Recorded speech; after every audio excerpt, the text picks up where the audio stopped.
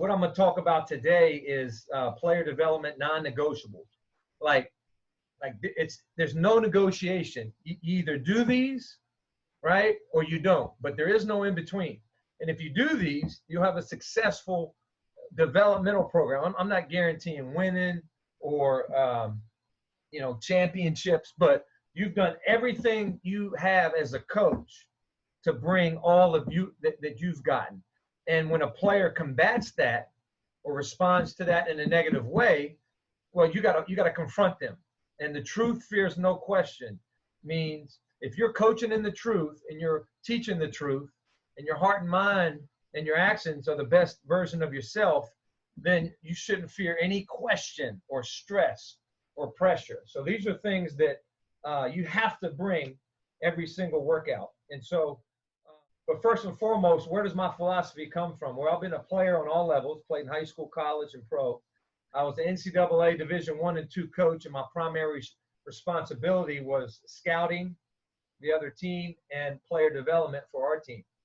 And for the last 20 years as a career, I've been a player development coach, been to 48 countries, 48 United States, and I've been doing this all over the world. So when I say, hey, where does my philosophy come from? It comes from that. Being with some of the best of the best, training some of the best of the best, being around great coaches, like I said, in Australia, and that's where it comes from. Because you got to understand the messenger before you can really grasp the message.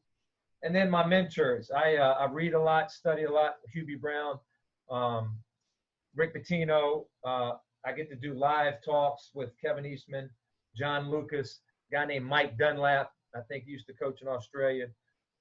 Brian Gorgian, I see him twice a year, and we spend about 5-6 hours together.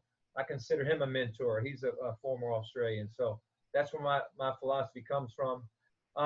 Coaching is these things. Coaching is motivation, right, which is connecting. So if you're saying, man, what do I do every day to get better at coaching? You got to work on your motivation and connecting, because if you don't connect, right, the player doesn't do.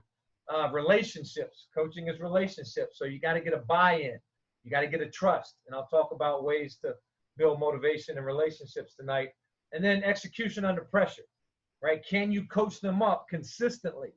And can you do it under pressure? Some of the pressures we feel as coaches are feedback from parents, feedback from coaches, other coaches, feedback from players, your bosses, maybe self-inflicting pressure, the pressure to win.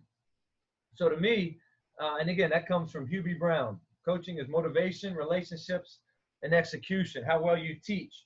And so every year, I'm building that toolbox. I'm looking up information on how to motivate, looking up information on how to build relationships, looking up information on, how to be a better teacher. Preparation breeds confidence. So if you deal with a player or a coaching staff on your organization, or maybe even you, if you want more confidence, you got to prepare. Because if you prepare, you ooze with confidence. You have no other choice. Because if you prepare and trust your work, you're fine. So anytime a player comes to me and say, Coach, I struggle with my confidence, I look at their preparation. How long are they in the gym? How much do they get in reps on their own time? As a coach, I hear a lot of, man, I'm influencing players. There's a lot of influencers nowadays. And I challenge you guys to be not only an influencer, but be impactful, right? An influencer is somebody that people follow. But if you're an impactor, they actually do what you say. You're so good that they can't ignore what you say, and they actually change behavior. So every time I'm in front of people, like tonight, okay, or whoever hears the sound of my voice eventually, I feel I've prepared, and I love what I do, and I love the game, and I love others. I have so much passion that I believe I can change your life forever. I'm not saying everything in your life, but I want to impact you where you take some of my information, right, and then you be inspired to where you go change your behavior in a positive way. Or you've changed my behavior in a positive way. So my mind is open, and my heart is open tonight. When you have a philosophy, right, as a coach, you got to be clear. Like, how do you want to teach the ball screen? What kind of pivots do you want to teach? Inside pivot or outside pivot? You want to teach permanent pivot foot or different pivot feet? You want to teach a jump stop or a 1-2 step, right? Like, how clear are you in your teaching, in your core values, in your terminology? Are you teaching? Is it the most correct way to teach? Like, the game is changing, kids are changing, the style of play is changing. What is what you're teaching correct? And then whatever you teach, whatever your philosophy is, do it with charisma. So clear, correct charisma. What I mean by charisma is you got to own it. You don't have to be like, one of my mentors is Kevin Eastman, John Lucas, but I'm not like them. I'm different. I have my own philosophy that's proven, that works. I have a track record. I believe in it.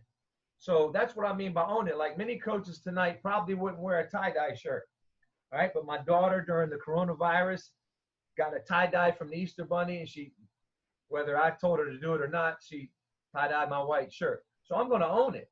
And you know what? Sometimes kids will connect with that than going into a workout with a collared shirt. So, whenever you teach, you can't be crusty and stale. You got to be creative, got to have charisma, coach with a smile, coach with music. I'll get into some examples later on tonight.